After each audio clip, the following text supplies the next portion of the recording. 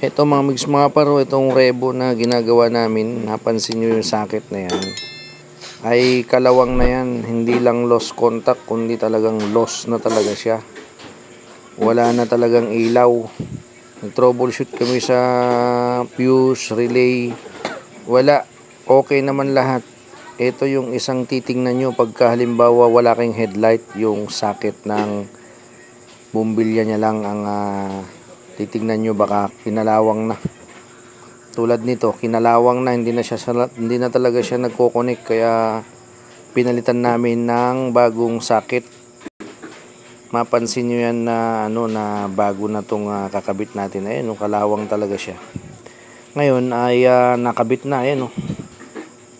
Kaya minsan akala natin fuse, relay, ganun, hindi. Kasi lalo na pagkakatagalan ay ito rin ang number 1 na titingnan nyo, yung socket ng valve. Tulad ngayon, nakabit na, okay na. Ayan na siya. Hindi na siya naglo-lost contact, kundi talagang lost talaga yan kanina.